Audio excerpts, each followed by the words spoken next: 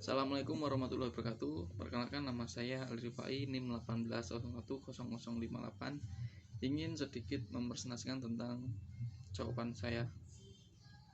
Soal pertama yaitu lumpur dengan water loss tinggi saat akan dipakai pada formasi shell dapat mengakibatkan, yaitu jika filtrasi loss tinggi pada lapisan shell akan menyebabkan lapisan mengembang dan terjadi problem atau lubang sempit atau dinding lubang runtuh. Sifat lumpur atau water loss: laju lapisan, komponen cair akan masuk ke dalam pori-pori. Lubang bor atau dinding pada lubang bor fungsi untuk membentuk mud cake pada lubang bor. Mud cake yang baik adalah yang tipis dan kuat. Formasi shell: formasi yang terdiri dari batuan yang mengandung mineral lempung yang dapat bereaksi dengan air atau lumpur dengan bahan dasar air. Next, soal yang kedua. Ketebalan mud cake yang timbul di dinding lubang dipengaruhi oleh water loss yang tinggi akan menyebabkan mud cake menjadi tebal sehingga beresiko differential stacking, rawan terjadi sweep effect dan well kick, serta dinding lubang bor runtuh perlu diwaspadai. Water loss yang tinggi mengakibatkan mud cake menjadi tebal sehingga resiko differential stacking, rawan yang terjadi sweep effect. Next, nomor 3 yaitu differential stacking cenderung akan terjadi jika kondisi berikut ditemukan. Yang pertama, permeabilitas tinggi. Yang kedua, sudut kemiringan lubang bor. Dan yang ketiga, sifat filtration lumpur yang buruk. Yang keempat, geometri pipa bor dan lubang sumur. Dan yang kelima yaitu masa waktu drill string yang tidak bergerak, pipa connection bit trips running locking. Next, nomor keempat. Lumpur yang terlalu kental akan menyebabkan: 1. Rusaknya formasi, timbulnya rekahan pada suatu formasi. Dan yang kedua, ada abrasi atau pengikisan. Dan yang ketiga, ada kerusakan pompa. Next, nomor 5 yaitu apabila menurunkan rangkaian mata bor di mana lumpur mempunyai gel strike besar, kemungkinan yang dapat terjadi adalah jika apabila pada proses penurunan rangkaian mata bor tapi gel strike terlalu besar, apa yang terjadi? Yang terjadi yaitu formasi akan runtuh akibat gel strike terlalu berat dan besar saat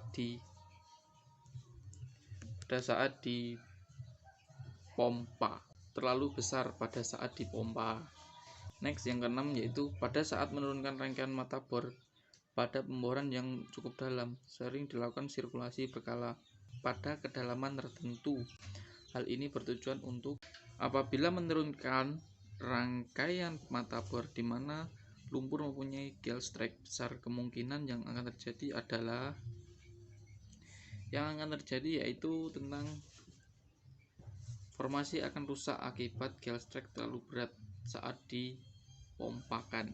Apabila pada proses penurunan rangkaian mata bor tetapi gel strike terlalu besar, apa yang terjadi? Yang terjadi yaitu formasi akan rusak apabila gel strike terlalu besar pada saat pemompaan.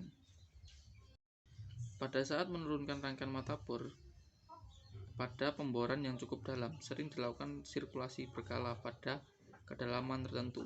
Hal ini bertujuan untuk fungsi sirkulasi berkala sebelum menurunkan rangkaian mata bor dapat digunakan pada proses framing atau pelebaran lubang bor.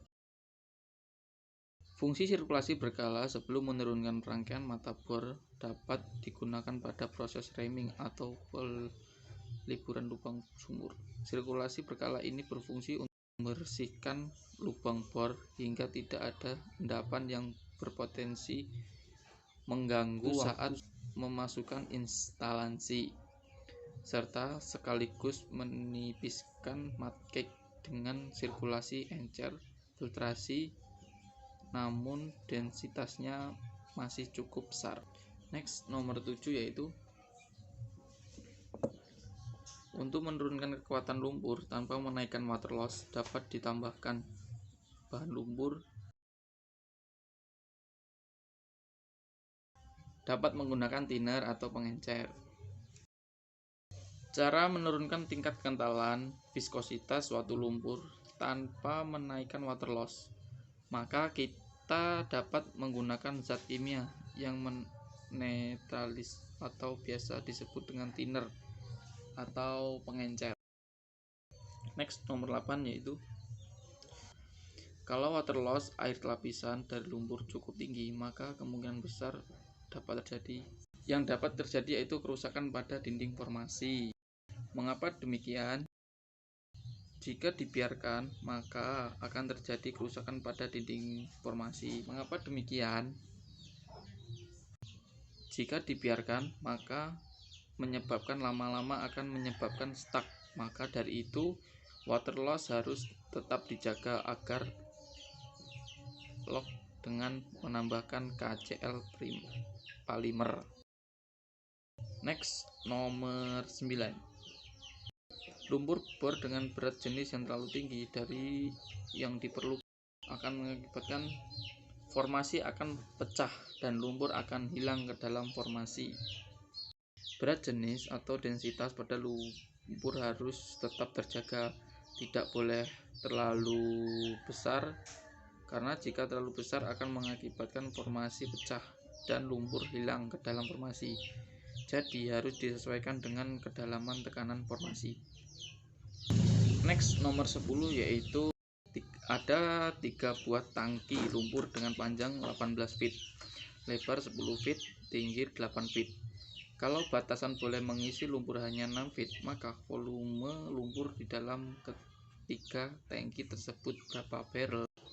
Yang pertama yaitu volume 1 tangki 18 kali 10 kali 6. Hasilnya yaitu 1080 curve.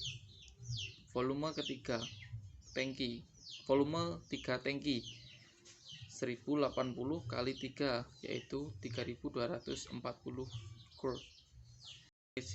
Dikonversikan curve ke dalam barrel yaitu 3240 dikali 0,17811, hasilnya yaitu 57,0764 BBL atau barrel.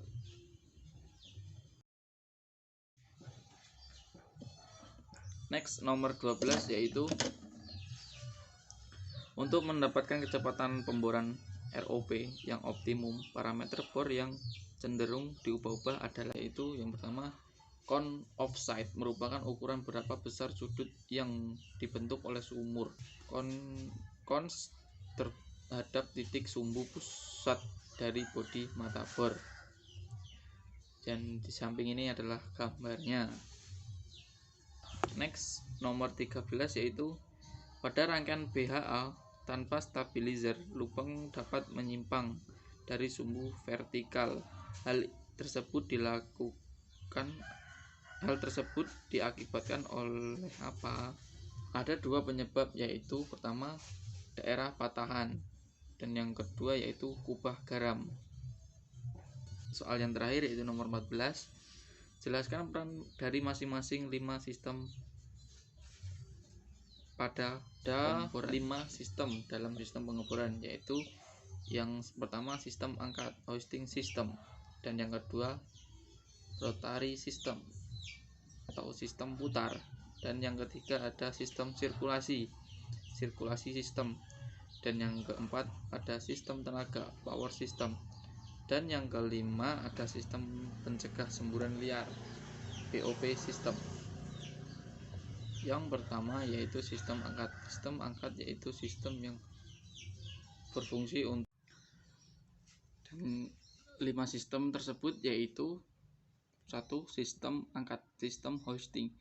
Sistem angkat hoisting system fungsi utamanya adalah memberikan ruang kerja yang cukup bagi kru pengeboran dan untuk mengangkat serta menurunkan rangkaian pipa bor dan yang kedua yaitu sistem putar, rotaring system. Fungsi utama dari rotaring system adalah untuk memberikan putaran pada rangkaian pipa bor dan juga memberikan berat pada pahat untuk pengeboran suatu formasi. Dan yang ketiga ada sistem sirkulasi, circulating system. Sistem sirkulasi merupakan salah satu sistem yang memegang peran di dalam operasi. Yang ketiga ada sistem sirkulasi, circulation system. Sistem sirkulasi merupakan salah satu sistem yang memegang peran penting di dalam operasi pengeboran putar atau rotaring drilling. Tugas utamanya adalah membantu sistem putar. Tugas utamanya adalah membantu sistem pemutar di dalam mengebor sumur dengan menyediakan perlengkapan-perlengkapan yang sesuai untuk mengatur bahan-bahan